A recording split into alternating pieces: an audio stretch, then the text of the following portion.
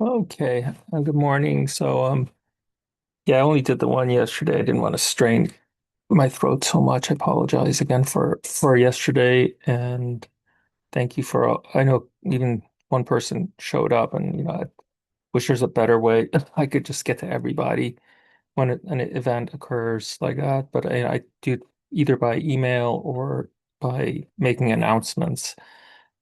But anyway, so let's move forward. Yesterday, I talked about the learning to write like a scholar process. I do want to add a discussion because there was something I wanted to talk about while we were in class. So I'm going to add that in there. Okay. So just look for a discussion assignment for next week. In terms of, s- you've written your manuscript. Now, the next step is to prepare it for submission. Okay. And this is really a hard step because first of all, you have to search for the appropriate journal.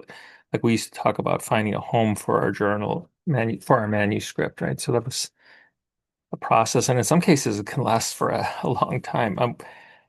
There's a manuscript that I think it looks like we're gonna get it published. I think it looks pretty good. We're in our second set of reviews down to three items. I think we answered them all really well. And if we get that one, I would be so happy because this one we submitted to, I think, no fewer than like five different journals. And so today I'm going to talk a little bit about that process. And sometimes it works out like that. And you have to be persistent in order to get published. So first thing you need to know is you need to know your journals, right? In your field. So whatever your field is. So in counseling, you might be looking at marriage and family type counseling. So you're going to look for journals that cover topics related to marriage and family child counseling. So you want to just look for your journals. And when we evaluate journals, you can do it any way you want. I mean, if you've never published anything before, any journal is fair game, but it should be something that's peer reviewed.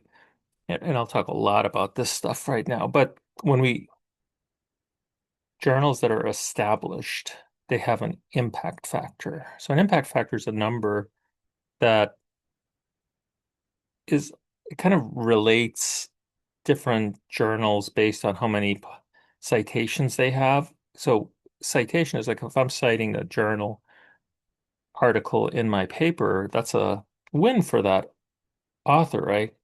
And that's a win for that journal. It means people are actually reading it, right? So the impact factor, it accounts for that. And it's calculated as follows. So I have it written like year X plus two. So I'm gonna look at some for year 2025. So this is 2023 plus two is 2025. So we look for the citations in year 2020, let's say 2023, right? 2023 plus 2 is 2025. So X is 2023. So we're looking at citations in 2023 plus citations in 2024 divided by the articles published in those years, right? So basically, one out of the articles published, what proportion being are being read, right? Excuse me, being cited. Higher impact factors are considered better, right? Higher impact factors are considered to be better, right? Considered to be better. And these are citations from that journal, right? Uh, so I mean, that means you're getting more citations over. I shouldn't, did I say proportion? More than proportion. It's like the number, because it can be obviously greater than one. So the more articles you get cited relative to the, it's like a ratio, sorry, relative to those that are published, better. In specialized fields, impact factors tend to be lower than they are in, say, more general fields or fields that are extremely popular. They're not freely available, sadly, although, as you'll see now, I found some for free. People do who do pay for them because they're really nice people. They'll publish them in places like ResearchGate, so you can get them for free. So I obviously got this one by just Googling it, and I wanted to see them. And only journals indexed by the Web of Science database. I think this is owned by Clarivate now. I mean, they keep on changing ownership, but this is actually in Philadelphia, the office for where you get the impact factors. That's actually in Philadelphia. So only those are are employed in the calculation of the impact factor. So there's a little bit of bias here because I guess you have to subscribe and there's money involved, and but it's a prestigious index. So they actually also publish highly cited authors, and you can get like all kinds of accolades for that. All right, so let's take a look at some impact factors. So I just posted this in your module for this week. So these are 2025 impact factors. Some guy named Dr. Naiz Ali was really nice to post these. I found it on ResearchGate. So let's just take a look at, let's take a look at how this works. So you can see there are some really, really high impact factors. This is journal impact factors. This is cancer a cancer journal for clinicians. Okay. 234.4. Now, just to put this in perspective, you say, wow, these are all really great. Well, yes, but these are extraordinarily high, like Nature reviews, drug discovery, microbiology. Look at those. Those are huge. But that 232 is a lot larger than 103. We consider a good impact factor something over like 3, 4. 4 is really good. You're talking about a 232.4. You're not going to see a lot of those. As we start going down, let's look for the highest psych one. You might recognize some of these like Lancet, 88.5. That's amazing. Nature has a lot of good. New England Journal of Medicine, 78.5. World Psychiatry, 65.8. Okay, that's your first one. I guess that's involved in the psychological sciences. A lot of Nature. So you can get in Nature, you're good. Journal of JAMA, 55. So these are extraordinarily high, but you saw the 202, right? So a lot of these are, or just Nature in general, 48.5. So if you can get published in one of these and you're a researcher, that's really good. You get a high profile. You say, I got published in such and such. The the highest one I've ever been published is used to be called the Archives of General Psychiatry. I don't even know what it's called right now. But it's interesting. I always remember that because in in Silence of the Lambs, I think it's mentioned because I know uh, the Hannibal the Cannibal published an article there. So it was cool. But anyway, these are really nice ones. So let's go to the more normal ones, like psychology. I haven't seen any. Here's Lancet Psychiatry 24.8. I haven't really seen any psych ones yet. Military medical research, exploration. Maybe you'll see one as we're scrolling down here. Do do do do do do do do do do. Wow. Do do do do. These are still really, really high. Okay. Looks like the biological sciences governance. Kind of sad, huh? Lancet Global Health. Oh, psychotherapy and psychosomatics. Okay, 17.4. So you got some. Okay. But that's your impact factor. So they go on and on. Wow, there's so many of them. That's great. Good news for the business of publishing, right? And all the money they're getting from that. Some of the Okay, so sorry, I just was lost in thought there. When we select our journal, this is how I was taught. You don't have to do it this way, but this is the way I was taught. You start with the journal with the highest impact factor and then work your way down, going down until you find the one that you're going to get it accepted in. Okay. But only if it's rejected outright. I mean, if you get a revise and resubmit, that's fine. So we'll talk more about that in a second. Second topic I want to talk about is open access versus subscription journal. Open access means that the articles are free to readers. That's amazing because we want, as a researcher, first of all, just to make it clear, if I publish something in a journal, I'm not getting paid for that. Yeah, I get no money for that. Yet the companies that these publishers, they get paid when they sell subscriptions. So it's kind of a scam in some ways. I mean, it's one that works because of the prestige involved in publishing. So you can get away with that because, hey, you're not getting any money for it, but you're going to get prestige by publishing. So that kind of stinks. But what the open access movement was to defeat that system. But the problem is that somebody's got to pay for that.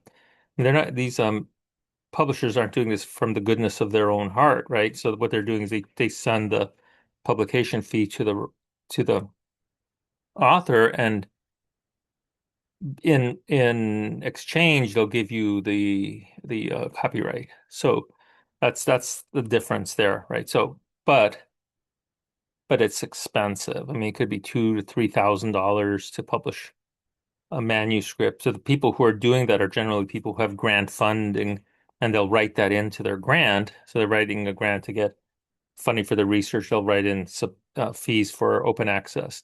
Open access is better because more people will read it.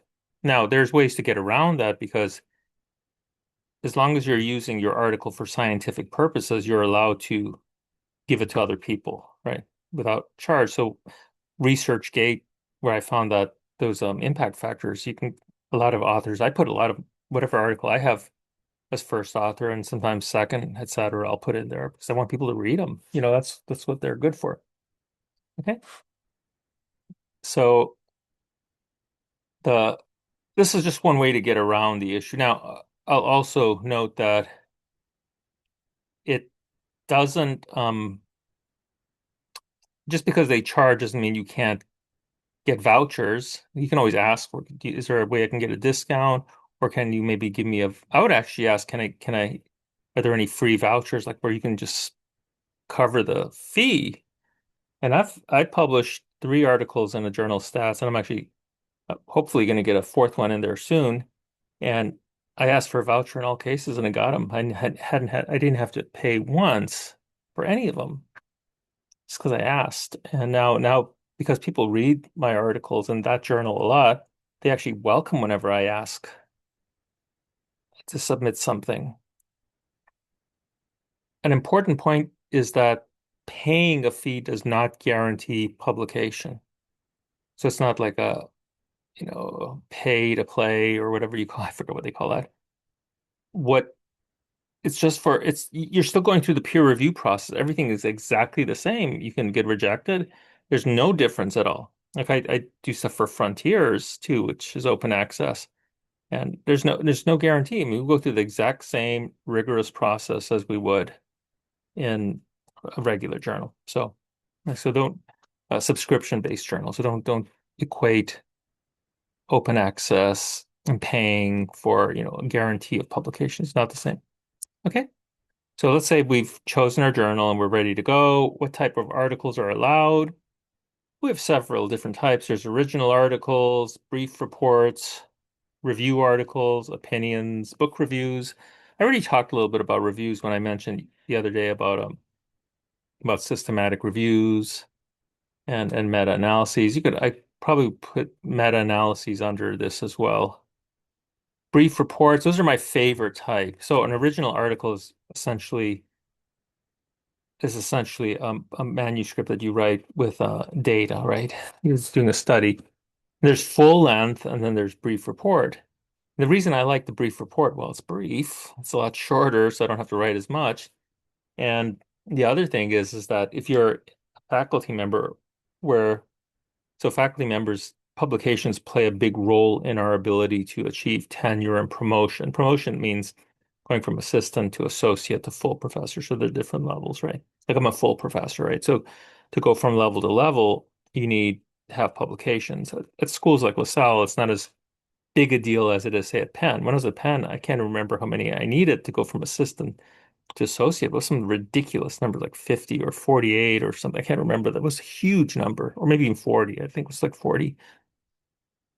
At LaSalle, to move from one to the other, you have to show that you're working on publications. You may need at least one first author publication to move one level to the next. So it's like norm. That's more normal. And so it depends on where you're at. But but a brief report counts the same as an original article. That was my point here. So I said, hey, why should I do? I mean, I do full length articles from time to time if I need to, but brief report's great.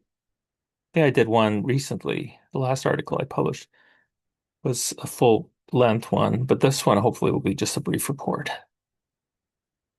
No, the on book reviews too, etc. By the way, if you ever decide to go on to become a faculty member somewhere, writing a book counts the same as a brief report. So usually you don't write books until you're tenured. That's why I started writing books later because I had to do all this other stuff first. Listen, know the journal's formatting style and other production criteria, like the maximum length, word count, page limit. How many tables and figures can you have? Are there rules for figure files? Types of files accepted, figure quality, how many references are allowed? There's a lot of interesting stuff there. I mean, a lot of interesting stuff. I was just thinking, but yesterday I was talking to you all about how I'm preparing this manuscript, and some of it's really hard to do. In fact, I'll tell you what, submitting a manuscript can be harder than writing it. Like the one we're resubmitting that I mentioned earlier. I'm glad that the first author is doing all that work because I couldn't even understand what the associate editor was saying when she asked for us to do something. I'm like, what? So let somebody else do it. You upload your manuscript, you create an account for the journal or publisher, complete all the permissions. Authors have to complete conflict of interest. That's really important these days because there's been a lot of conflicts of interest.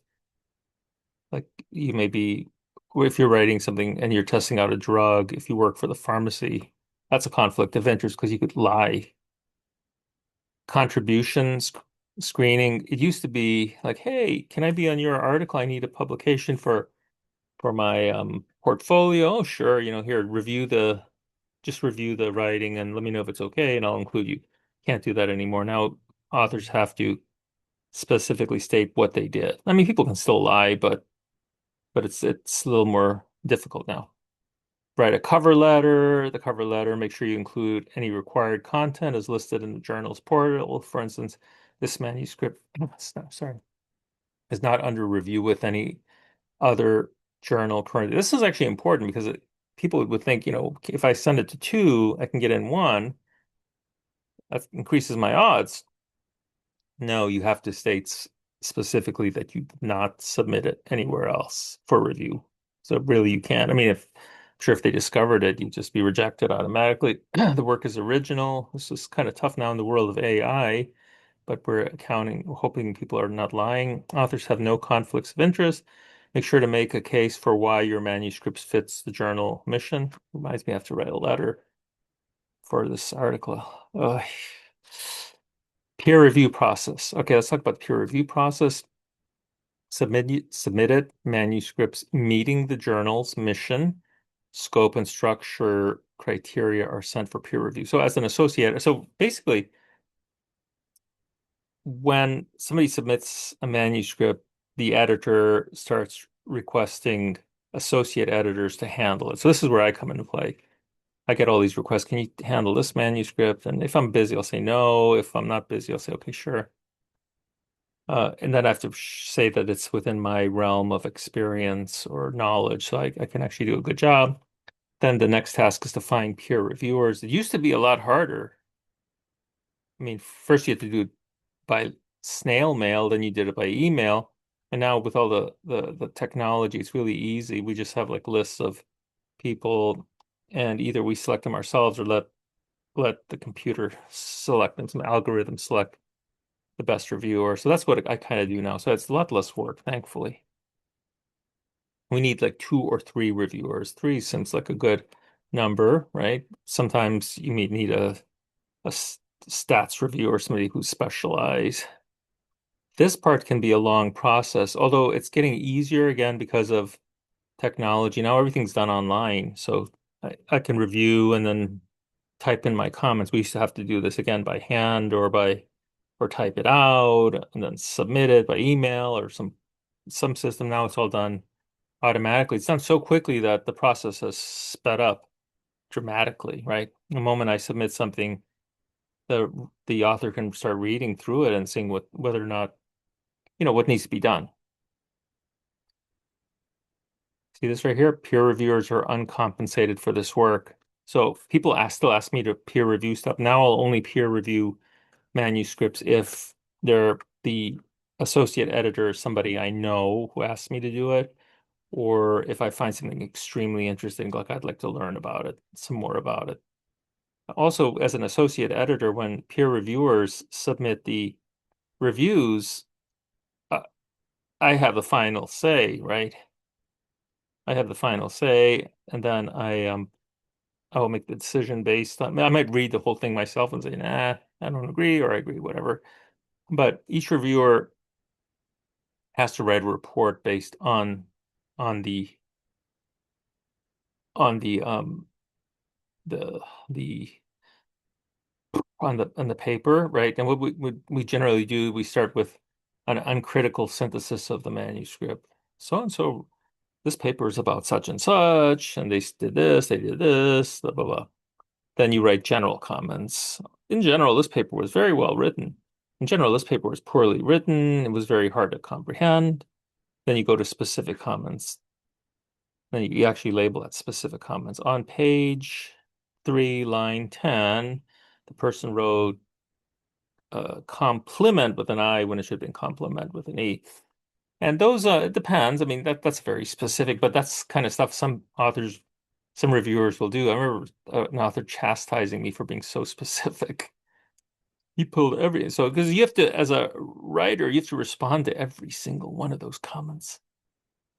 So the person got mad. The outcome of the review process can be outright rejection, revise and resubmit, small revisions. So under revise and resubmit, you have major or small revisions, or outright acceptance, which is very, very rare. Very, very rare that you get outright acceptance. Most people are really happy when they get a revise and resubmit, and then they look through the comments, and hopefully most of the revisions are minor, not major. Like the last first revision we had to do had some pretty major questions. This last one had one major question. It was actually a tough one, but two others are extreme. Actually, one other was easy. I think the other one was just like, hey, nice job. I love that. That's what you want to write. Again, so we're still waiting to find out what's going on.